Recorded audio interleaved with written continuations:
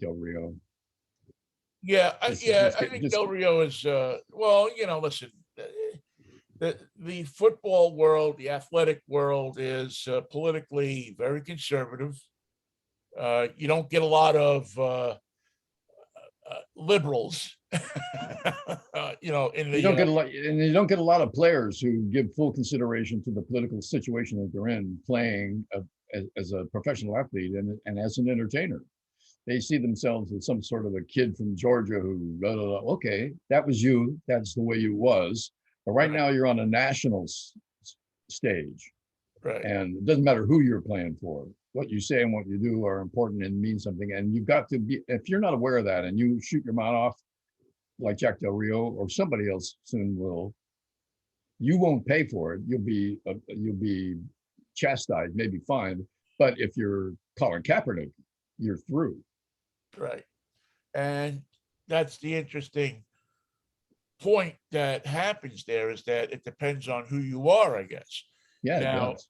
you know, uh, Jack Del Rio, a white boy from Hayward, can can say what he wants, and there's a little boom, and then everybody forgets about it. But Uh, with the life he's led, it's hard to forgive him. He knows better. He's been yeah, around too long. Colin Kaepernick um, has led a much different life, I believe, than Jack Del Rio, and sees things in a different perspective. But has a president who called him, him and his buddies, sons of bitches. Sons of bitches is what they are. Sons of So, bitches, and they should remember that. right, and probably is pretty much personally responsible for ruining this guy's career. Oh yeah. I mean, he did it, but he didn't do anything that anybody else hadn't done. But What about Gabe Kapler? Gabe Kapler didn't get fired. He said some very controversial things and yeah, amended it around Memorial Day and said, "This is what I feel, and this is my country." And nobody fired him. yeah, it's He's always not out of interesting baseball. to me how these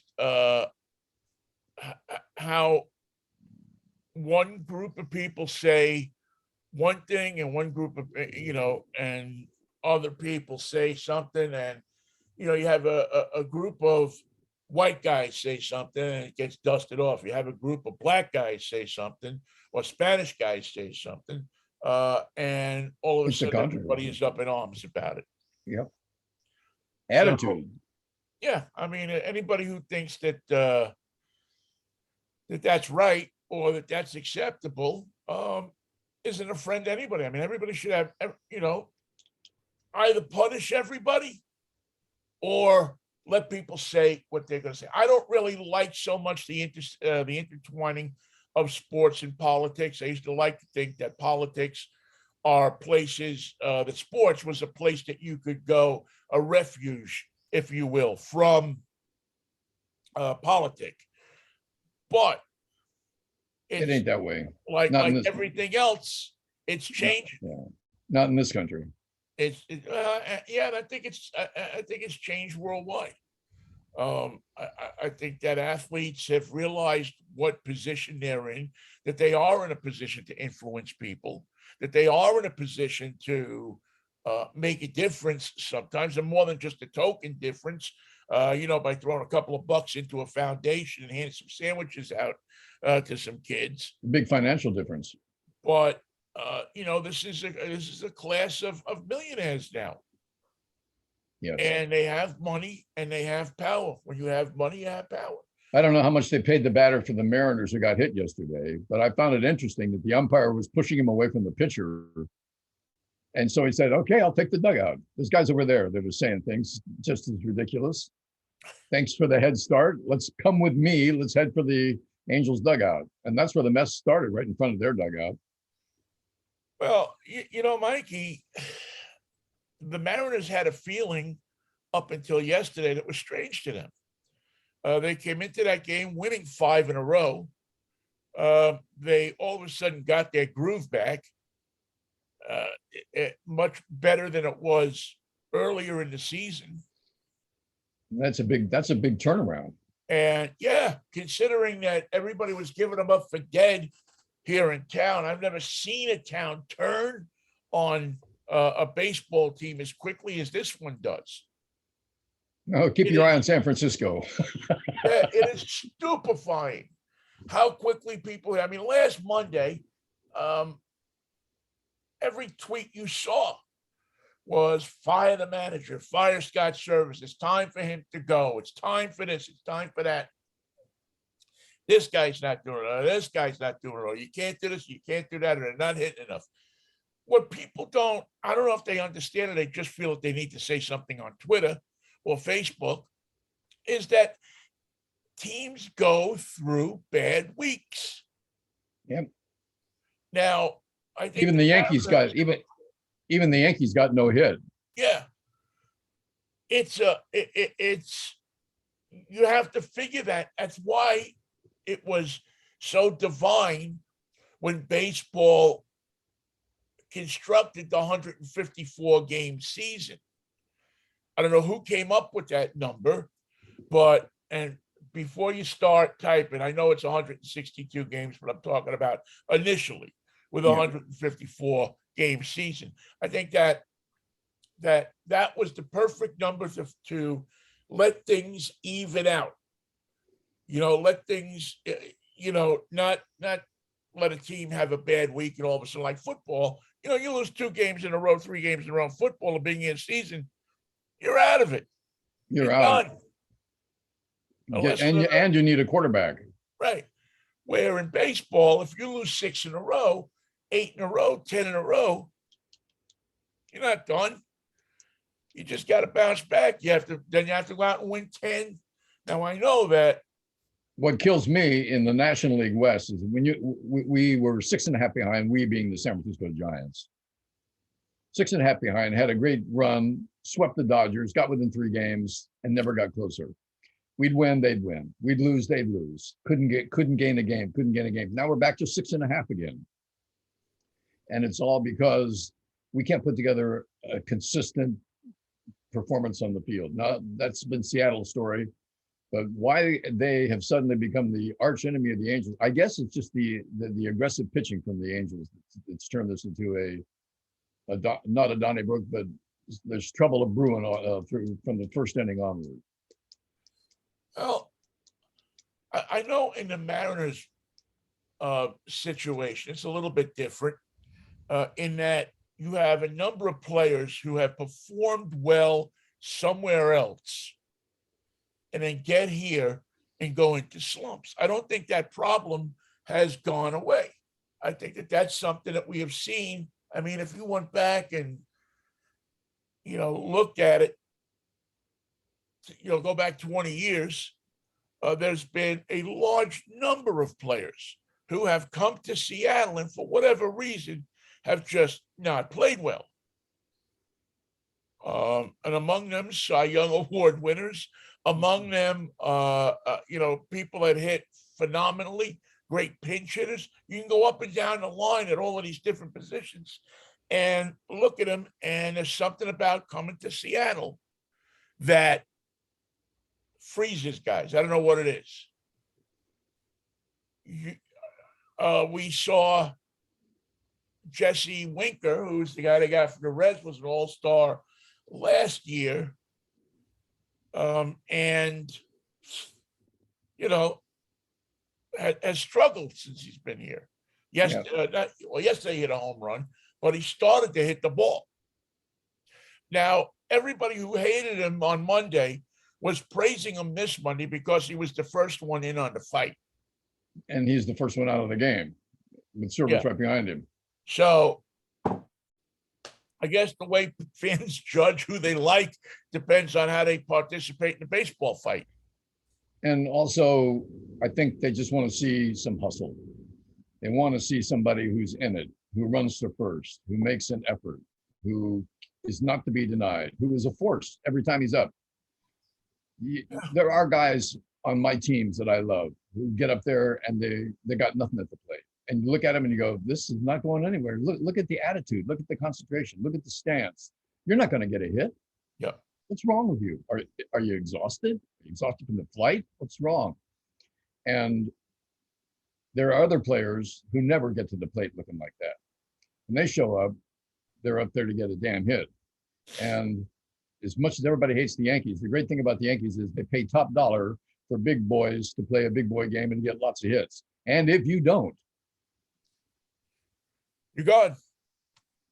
It used to be a lot worse when Steinbrenner was running things, the father, George, because he just, his compulsion to win was daily. daily. Yeah, there was no escaping it 24/7, 365.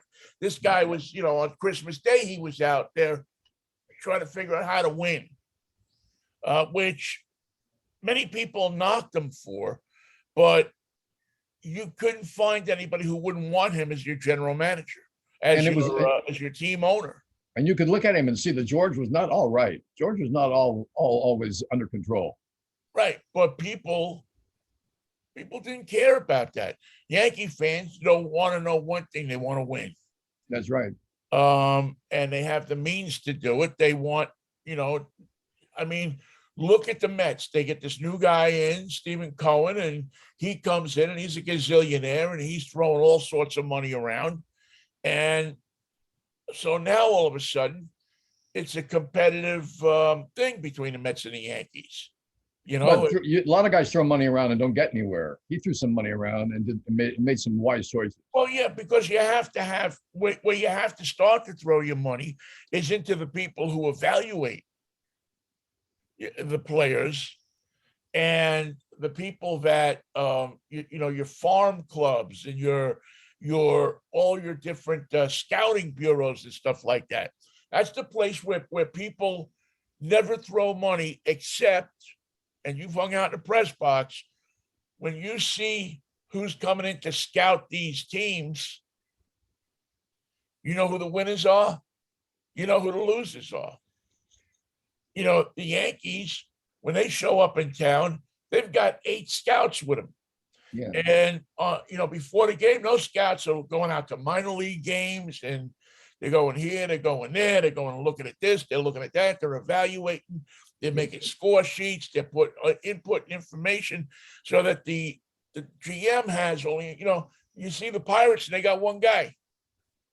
Yeah, and when those Yankees come to LA, how many Southern California high schools did they hit with prospects that they just want to see? Don't even tell them they're coming. They just want to see them. Yeah, they just want to go sit in the stands and watch the high school kids and mark down. This one's good. This one, this one's good. This one doesn't have a drive to win. This one, and they do that 24/7. Yes. But that takes money. It takes hotel rooms. It takes per diems. It takes rental cars. It takes it takes a lot to do that. Does. And that's one thing that the Mets and the Yankees and the Dodgers and the Cubs, and I'm trying to think of some other teams that really developed their scouting departments. The White Sox, the Twins. Even though the Twins aren't a high dollar team, they have a very good scouting bureau.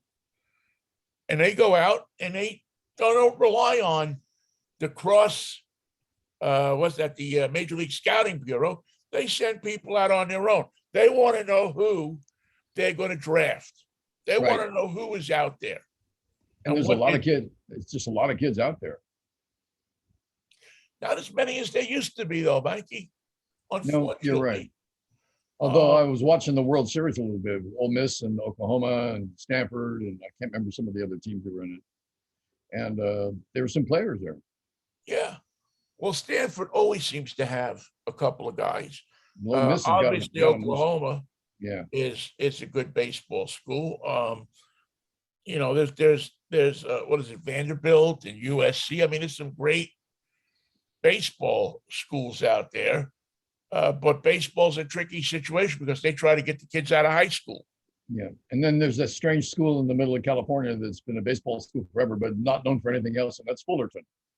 Yeah, Cal State Fullerton. Yeah. Yeah. I mean, between there and Fresno, that's a lot of baseball. There's a lot of baseball players out there. But again, at the street level, at the high school level, how many kids are sticking with baseball? Do we see those my godson is 14 years old.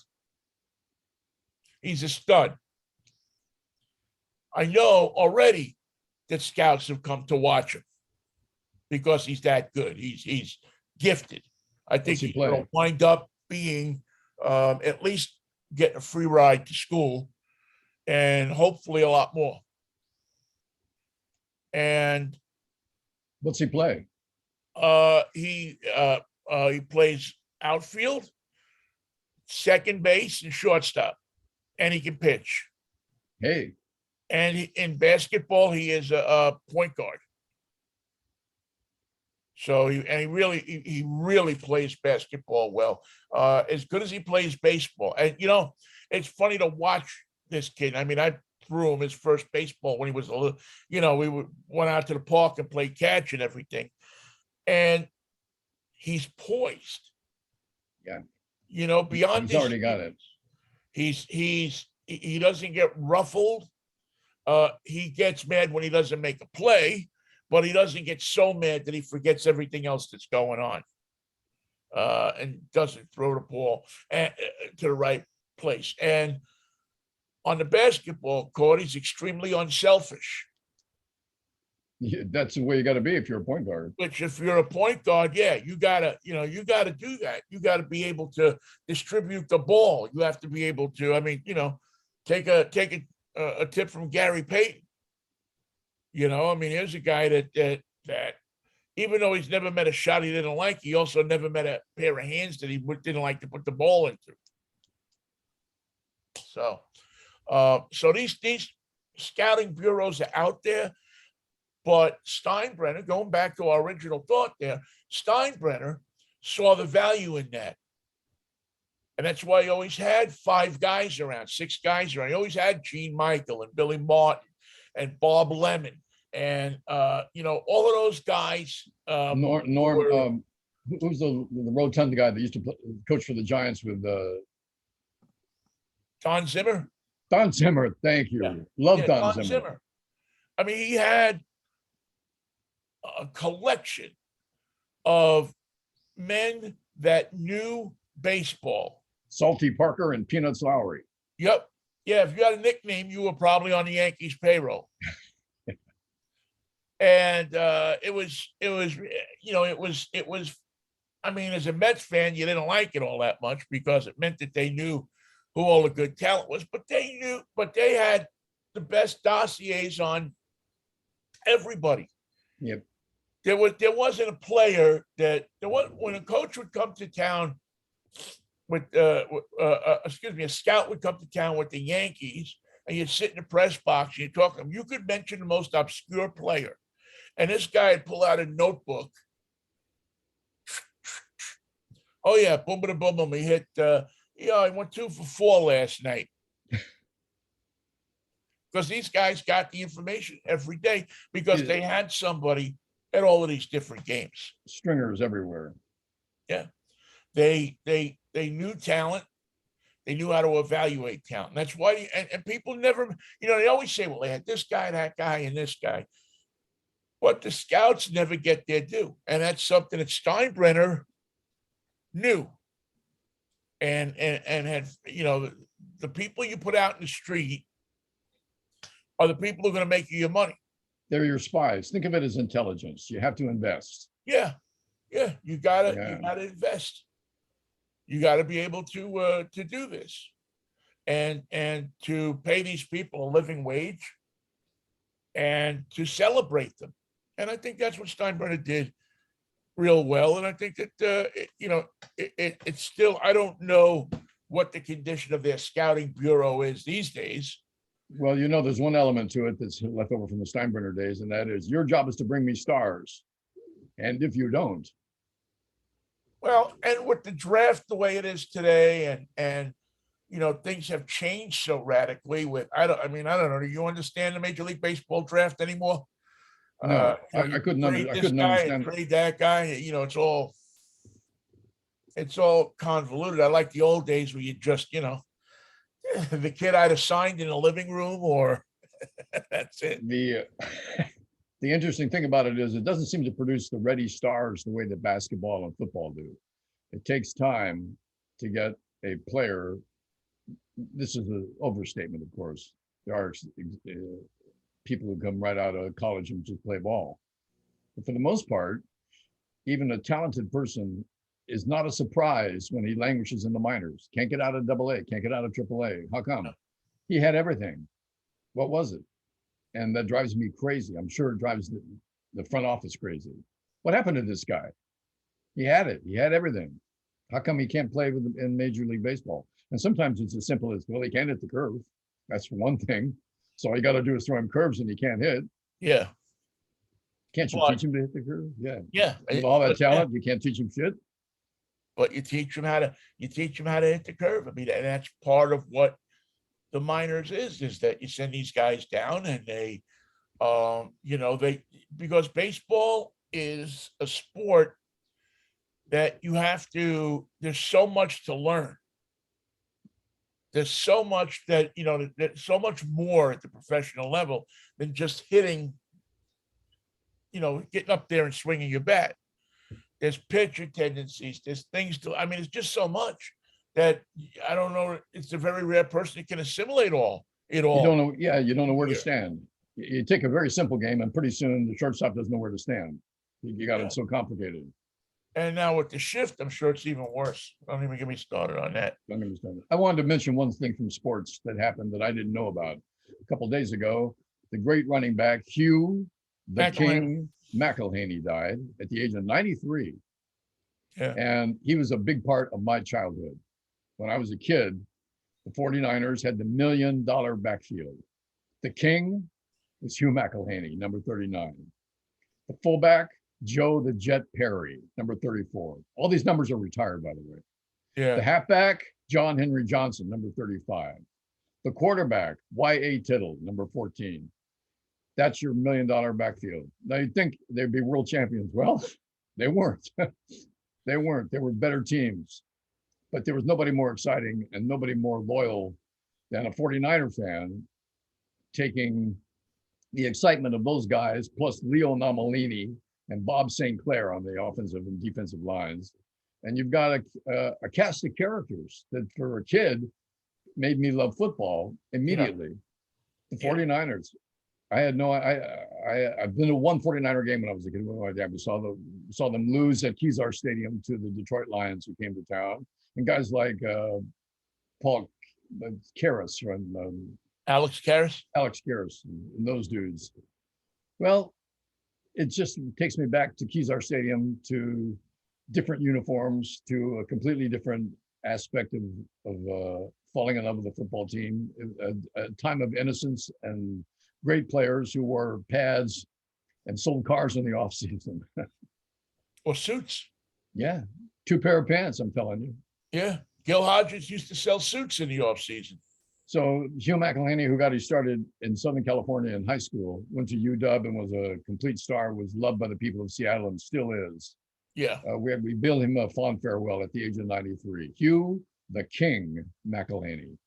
Yeah, he was something else. And I've only seen films of him more than anything else and heard stories because we didn't get a lot of the West Coast games when I was growing up in New York. It was either the Giants or the Jets were on. They're always sold out, so they were on. So I never really saw him play per se, but I've seen films and I've, talked to enough old players to know that this guy was something special. And from what everybody has told me, and I think for some reason, I remember talking to him. I don't know. We interviewed him once, and I forget if it was you and I together or if it was, for the life of me, I can't remember. But I know, and he just seemed like a really nice guy. Yeah, he was. No, he just seemed like, like one of those, I'm grateful for, maybe I didn't make a lot of money, but I'm grateful that I played this game and now I can go to any bar in Seattle and get my tab paid. What do you really need? And that's true. God knows what else they'd buy him, but he was a big factor with the UW team. and he was a big factor in the city of Seattle as a personality. They loved him there, and they loved him in San Francisco. So that's a sad story. You can't live forever. If you make it to 93, you're beating the odds, I, especially with the punches and the tackles and the problems and the injuries that he took over his life. yeah, I'm of the thought that if you make it to 93, 93 KHJ. it's a good run. That's a good run. That's a good run. 93, as long as you're not, sitting in a wheelchair, your head down, drooling or something like No, that's no fun. Let's skip that part. yeah. But I think that and guys like McElhenney and and other guys we've seen to get to that age, football guys, they're just so revered. Yes. There's a certain charm about that, and it's something that I think we're losing in America. Many things we're losing in America, but one of the things we're losing in America that distresses me is the feeling of respect for those players and for older people in general that have come before you. Because Vinny, there are 49er players right now being paid by the 49ers who don't know who Hugh McElhenney is. Oh yeah. Oh, I'm sure of it. I'm sure there's baseball players that don't know who guys like Richie Allen and Kurt Flood, or I don't even go back to Babe Ruth. Vinegar Ben Mizell. Yeah. Jim Bunning. Smokey Burgess. Yeah. Elio Chacon. Stu Miller. Fat Jack Fisher. Let's see. Tito Fuentes. He's a hot dog. I'll see you at Tito Fuentes and raise you a Dave Concepcion. Ooh, I will see you at Dave Concepcion and raise you a Don Drysdale. Well, I see you at Don Drysdale, and we'll raise you. Oh man, we'll raise you a Eli Gerba. Oh my God, Eli Gerbil. Okay, I'll see your Eli Gerbil. I raise you Mike Ivy. Well, I'll take your Mike Ivy and call you with Johnny LeMaster. Oh, well, now what can I say? I have to come up with something that has a boo in it. Is there a boo out there? There's got to be a player with the first name is Boo. Johnny LeMaster. Okay, let's see. John the Count Montefusco. Oh, Lordy. Well, I'll see you at Montefusco and raise you a Candelaria. I'll see your Candelaria and raise you a Klazuski. Well, I'll see your Klazuski and raise you a Minnie Minoso. That's a good way to win it. He's the winner. Vinnie wins with Minnie Minoso. That's our baseball player poker game. He's back again. Minnie Minoso's in the winning column once more in his life. Great hit, Minnie. A walk-off Minnie Minoso. To the Hall of Fame. I hope so. Yeah, he's getting him. Gil Hodges is finally going in. Hodges, I can't believe wasn't in. I mean, he played on so many good teams. He was a leader of those Dodgers. I know you know the Dodgers, but listen, just getting the Mets to the 1969 World Series should have got him into the Hall of Fame. The Hall of Fame, hell, it should have made him a saint. Should have made him the mayor. Should have made something. But it took him all this long. But there was a campaign on Facebook and on social media to get him into the Hall of Fame, and I think that weighed in it. I think people responded to that. They didn't forget about him in New York. They didn't forget about him in New York, did they? Oh no. New York is no. I mean, his numbers retired with the Mets, and now it's finally retired with the Dodgers. Classy organization there. They waited until he got into the Hall of Fame. But Hodges he had the Gil Hodges Little League in Brooklyn that turned out a number of baseball players, but more importantly, turned out just a lot of good kids in Brooklyn. It gave them a place to play. They didn't have to, if they didn't have money, they could still play. Hodges did a lot for baseball in New York, not just on the field, but off the field as well. And the way he left was terrible. I mean, it was horrible. A heart attack a couple of days before the beginning of the season, and Yogi Berra takes over, and in a year gets him back to the World Series. Wow. Those are heady times, emotional times. Yeah, well, when you got Seaver and Kuzman as your 1-2 punch, you probably have a shot. Now we need some guys to hit the ball. And if you don't. Well, they had some interesting guys. They had Felix Mian, who came over from the Braves, I think. I'll see you a Felix Mian and raise you a Jose Pagan. Well, I'll see you, Jose. Oh, if we go there again, we're going to get crazy. We'll be out of time. Finish your thought. We got it now. Fire Scott. Oh, I know what it was. It was fire Scott Service, but don't fire him too soon. It's not his fault that there was a fight. Right, that's where we started, wasn't it? Yes. Don't fire. Yeah, so. Don't fire Scott Service. Don't fire. I just remember. The Mariners in '97 they went back to the playoffs. They didn't go in '96 because of the world famous Ken Griffey story. But they get there in '97. They lose to the Orioles. Almost impossible that it would have happened, but it did. And all of a sudden, 98, 99, they go down the tank. They really, and it was a really tough time because they were decimated by trades that they had to make. The farm system wasn't delivering. The guys that the farm system did deliver were playing on other teams. It was a pretty bad time. And there was a sense of, what the hell am I doing here? They knew they were getting out of the Kingdom at some point, in '99, but it was, it still wasn't. And there was a lot of people in this town, a lot of people that were behind the microphone who will never admit this, but there was a big ass fire Lou Piniella movement going on. And they always fire the manager. It doesn't matter who the manager is.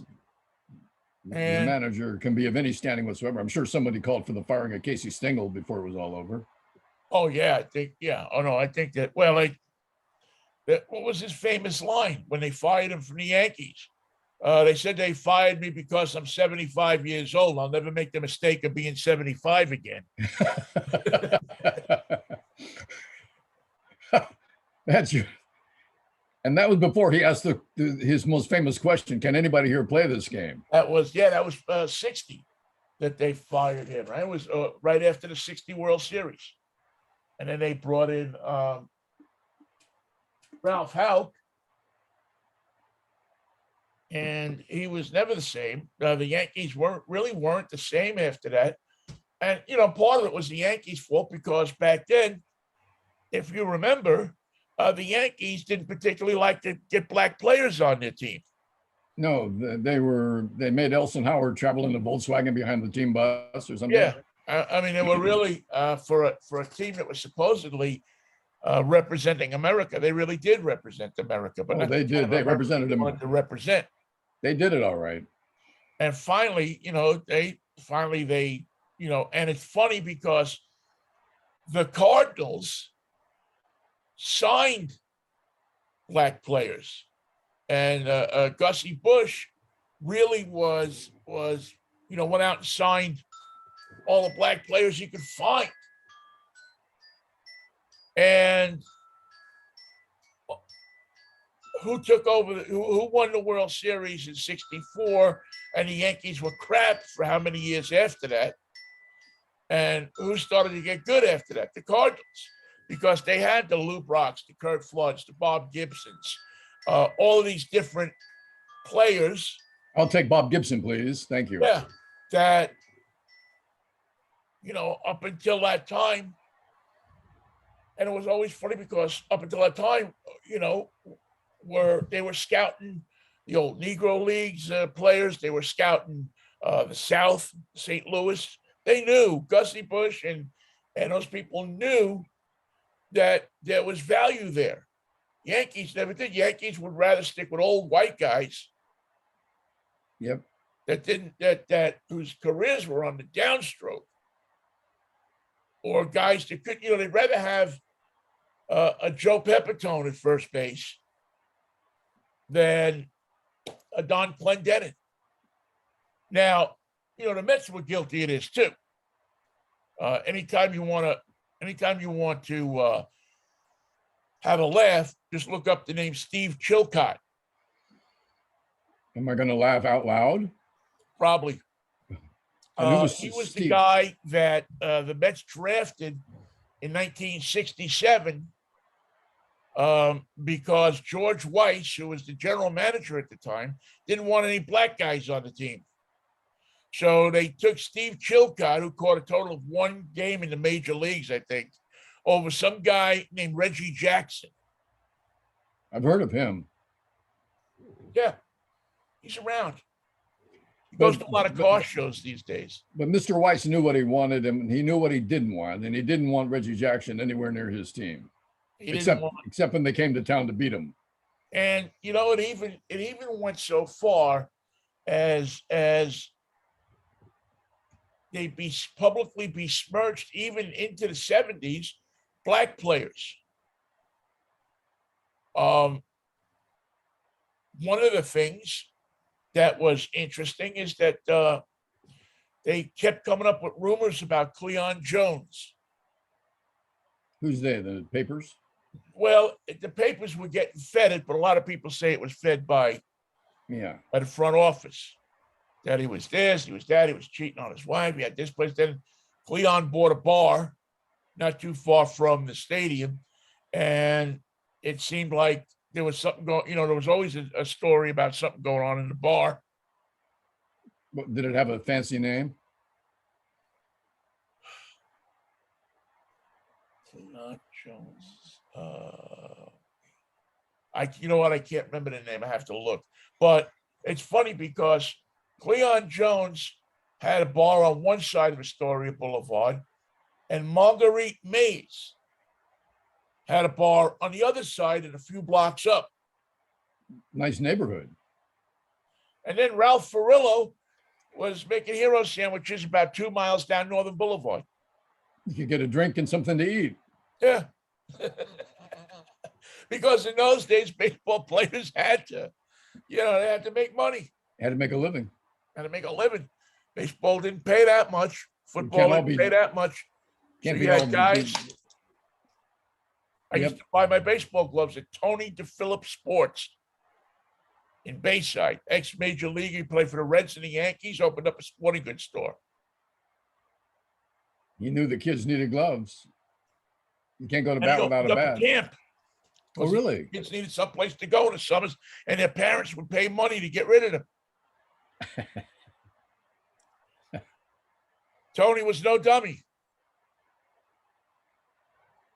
I'm glad we talked about sports today because the political landscape of the daily news, with one story after another being more depressing than the next and the last, seems to indicate that all we have now is crisis. Everything is in crisis. The world is in crisis. The war is in crisis. The economy is in crisis. The relationship between the Republicans and the Democrats are in crisis. The investigation of the president is in crisis. Every element that you can think of is in crisis. The Mariners, for crying out loud, are in the headlines of CNN today because they're fighting with the Angels in front of the dugout. Baseball's in crisis. Perhaps I'm overstating this, but I don't think I am. and that it seems like there's crisis everywhere we go, and the Supreme Court is poised now to throw the country into further unnecessary, ugly, dark crisis where they start creating Well, the largest government control of rights of individuals that this nation has ever seen, never seen before. We were freer under the English than we're going to be under the Republicans when this next round of freedom adjustments gets made by the Supreme Court. well, yeah. I mean, what are we? 11:08. So we're at 2:08 in Washington, and people are expecting that more bombshells are going to come this afternoon. I mean, I don't know how you could have more bombshells than you already have dealt out, but it's clear that the work of Donald Trump Lives long after. has now taken effect. And I got to tell you, I was never one for, well, expanding the Supreme Court, or I think you kind of leave institutions like that where there are. It always seemed to me that 9 was a good number, as long as you had fair and impartial judges on the court. Which is the one thing we don't have. Which now it seems like they want to take over as the moral and legislative authority in our country. And leaving all the work to the poor people on the street, the cops saying, you have to arrest her, you have to arrest that doctor, you have to arrest that clinic, you have to shut this stuff down, you got to bring the SWAT squad to bring them all, and you got to go to the gay bars and shut that down. You got to find the people that are married who are of the same sex, and they must be forcibly separated by the state. You've got a lot of work to do, police, because the court says this is what's legal.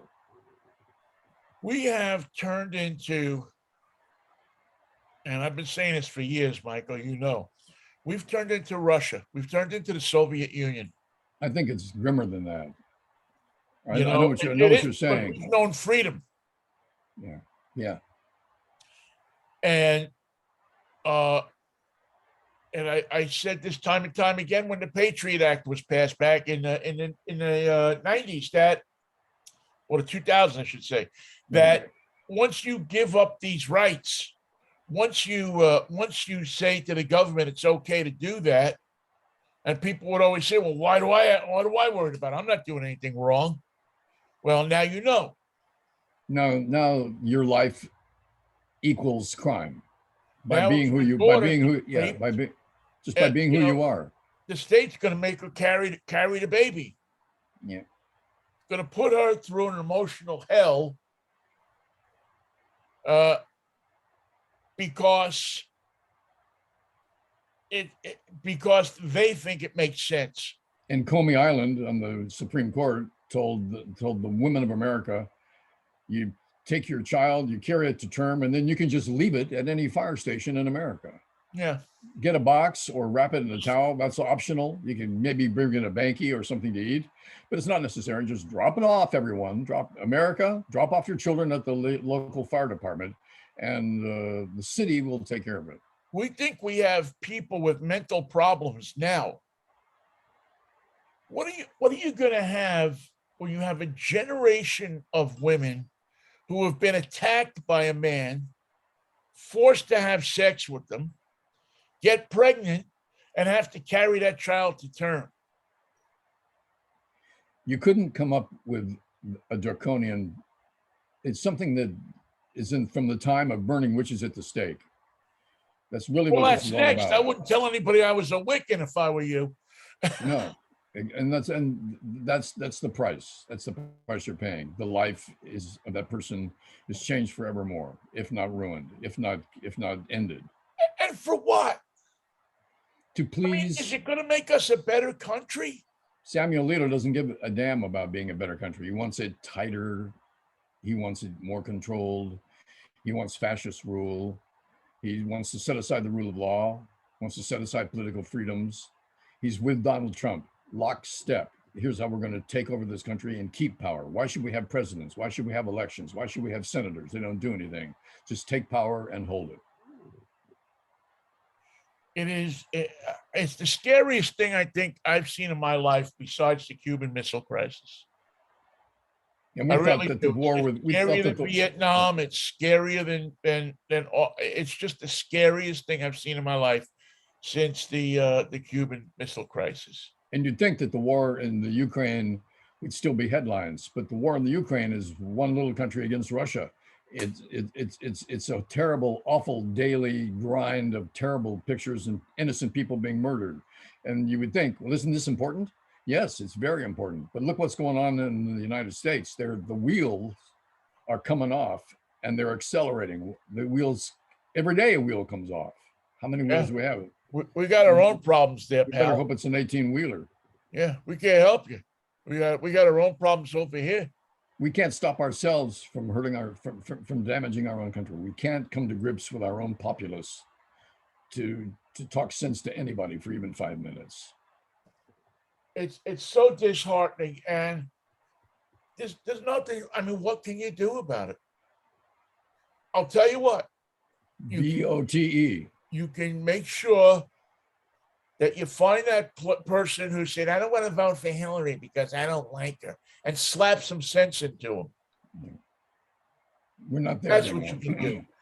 You can make sure that you get everybody who thinks like you to get out there and vote, and you can show this country and these people that this is a progressive country, that the will of the people, which is what this country is supposed to be all about, will prevail.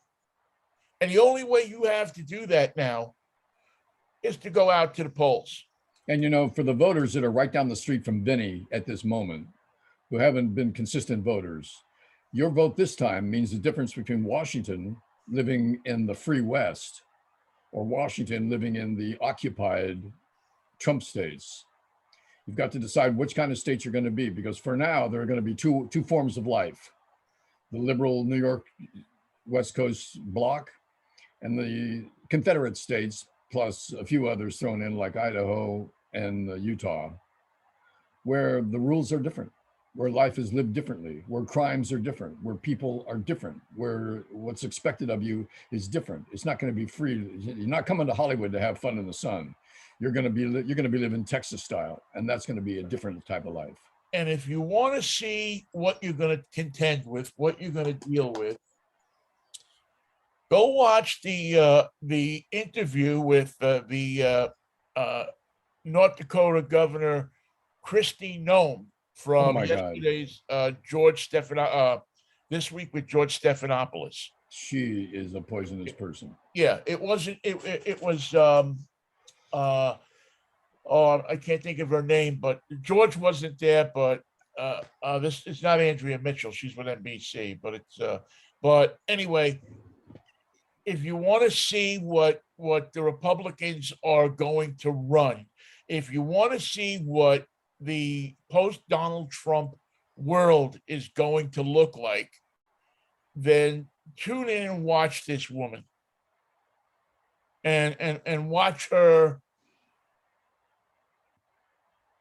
ridiculous thoughts. And just it's so funny. She says, well, we're going to monetarily help these people. We're going to it's such bull. You're not going to monetarily help anybody. No. What are you going to do? You're going to get some woman. You're going to pay for it till she has so you're going to put her in a hotel room till she has the baby, and she has the baby, and then what are you going to do? I mean, you idiots don't even want to pay for childcare. No childcare. No childcare. Can't afford it. You don't want to pay for. You don't want to pay for anything. Maternity leave. Can't afford that. You cannot afford that. Maternity leave. We're going to turn that around as soon as we can in the Supreme Court. The woman you're talking about, the governor of North Dakota, is a well-known, outspoken lunatic. She should not be in power. She cannot find the words to describe the government that she has in mind. She's a talking points person from the worst underbelly of Trump world, Oh yeah. and has held on to power because there's nothing else going on in North Dakota. This passes for government there. They're proud of her. They think she's a babe. Let me tell you, there's problems afoot. She may be as dumb as Herschel Walker, but that's saying a lot. I don't think there's anything as dumb as Herschel Walker. The more I hear him, the more I would question. The more I would say, if Herschel Walker wins that race, you really should do a mental examination on everybody that lives in Georgia. We're going to have to do some tests. We're going to have to run a couple tests here. Anybody who thinks that Herschel Walker is a more quality candidate than Reverend Warnock, a more intelligent candidate. Whew. I mean, this guy will be outmatched the minute Herschel Walker, that is, will be outmatched the minute he walks into the Senate. He'll be outmatched taking the oath. Can we start again? Can we go back to the top on that one? I missed a couple. I know. Him and Tommy Tuberville there will be exchanging love notes with each other. Knowing glances. It's crazy, but yet we've created this cult of personality where it's not for public. Herschel Walker isn't running for Senate because he wants to be a public servant. He doesn't intend to do any senator things when he wins. He's not running for Senate because he wants to help America find a cure for poverty. He's not running for Senate because he wants to make people's lives easier. He's running for Senate because Donald Trump told him that you're smart enough, you're nice enough, and people like you. So go run for Senate, and I'll tell you what to do. Well, he got him right on the people like him. He's right now spending his currency as a football star faster than he can replenish it. You can't spend your currency as a football star in Georgia. It just doesn't happen. If you can run a football, if you can throw a football, if you can block somebody, you have a lifetime of love in Georgia. Kids may not have shoes, but you'll have a lifetime of love. The alumni will take care of you. We'll get you some shoes. We'll get you a shirt and 2 pair of pants as well.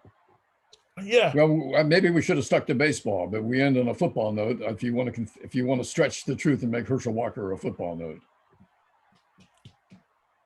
it's a hell of a country, Michael, right now, and we are something. God, are we special? I don't know how it. Well, I do know how it got here. Yeah, I do too. And I think what I'm trying to figure out is what the hell we can do about it. And right now, the biggest thing that jumps out at me is that we have to vote.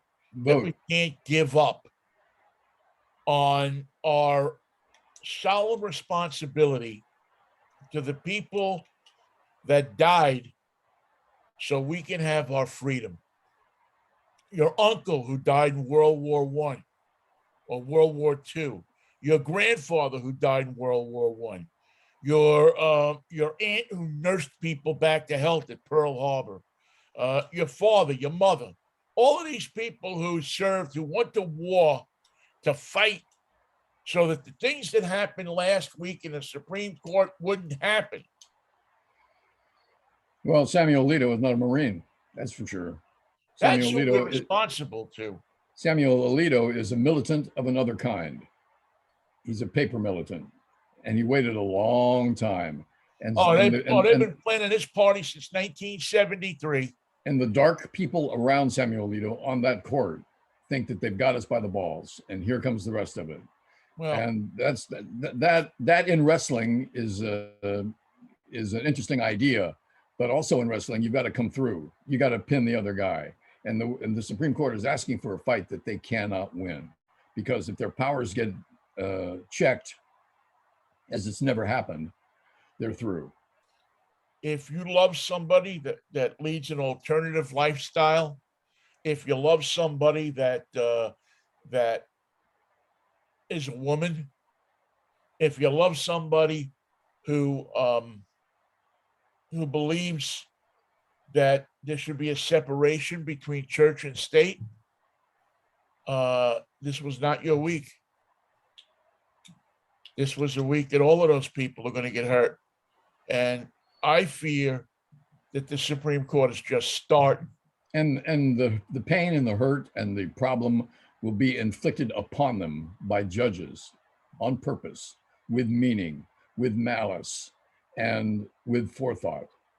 They have aided and abetted each other in bringing crimes to the people to be enforced by the Constitution, mind you. They're going to say that by the power of the Constitution, we say you cannot live like this, you cannot be like this, you cannot love like this, you cannot reproduce like this, you cannot be a citizen in our country unless you live under our new laws. These are brand new, you're going to love them.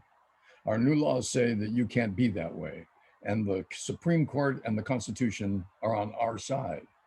So where do you think you're going to live? Well, the answer most people are going to come up with, well, we're going to live in California. That's exactly what we're going to live in New York. We're going to live in Massachusetts. Where are you going to live? We're moving our operation to Texas. Hold on.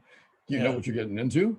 Ask anybody in Texas that works for Toyota how they like being down there. I don't think they. Well, how can you, for a corporation, accept that is a pretty good reason? Well, state taxes, really, it's warm. I don't know. Because people, they don't talk, they don't act, man. They talk a big game, but they don't act. They're not, we saw people out in the street on Friday and Saturday, but we need to see that now every weekend.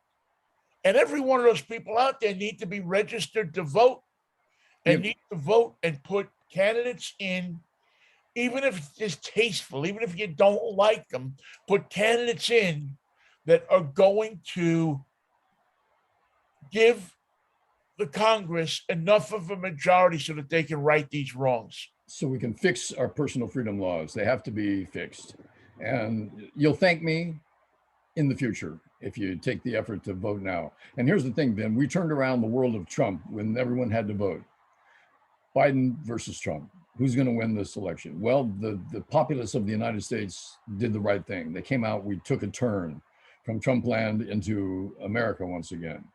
But they're not through with this. They're not finished. And now they think that they have to seize this power while they still have it. Right. So it's time to vote them out again. We have the votes. Right. And you can't wait till 2024. No. Cannot wait until 2024. As a matter of fact, the last thing you want to happen is for these clowns to get more seats.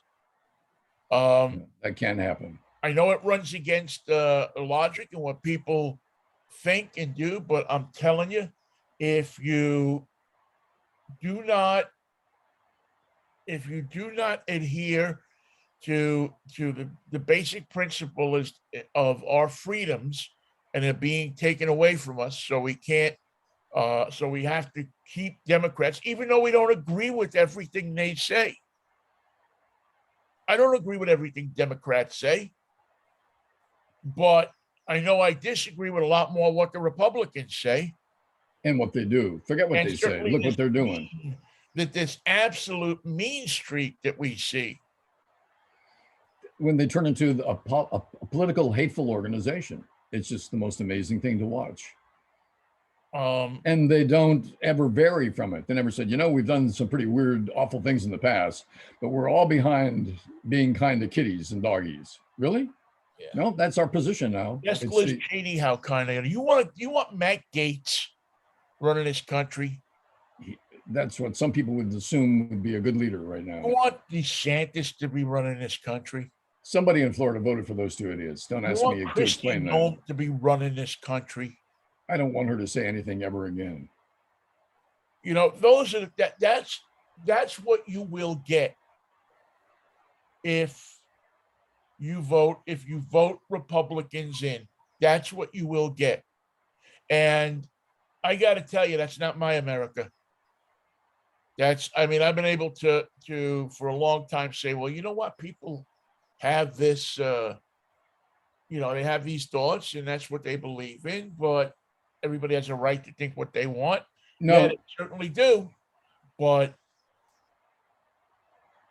it seems like it's just swinging the wrong way. And to be fair, if that's what America wants, well, then then we have to find the next big party. well, we don't speak with one voice, and that's not what America coast to coast wants. And that's why the New York, California plan that I'm talking about is reassuring in the short term, but creates an imbalance in the long term. We're going to have two sets of laws and two groups of people. Remember, we DFA'd a number of states designated for further assignment. Yeah. And those states are not helping right now. Those states are not part of the problem. They're part of the problem, not part of the solution. And if they still want tomatoes from California, they better watch the way they act, because there's a border. There's a tariff coming your way. Opaki is getting better looking every day. Slovakia tomatoes not the best. They're okay with asparagus and with artichokes. I'll have a crappier tomato if I'm free to go wherever I want to buy one. That's a California rule. I don't know about Slovakia. There's some tough neighborhoods in Slovakia where you don't want to be shopping for tomatoes. Right. Well, Slovakia, I mean, let's face. Well, listen, we'll get into Slovakia on Wednesday.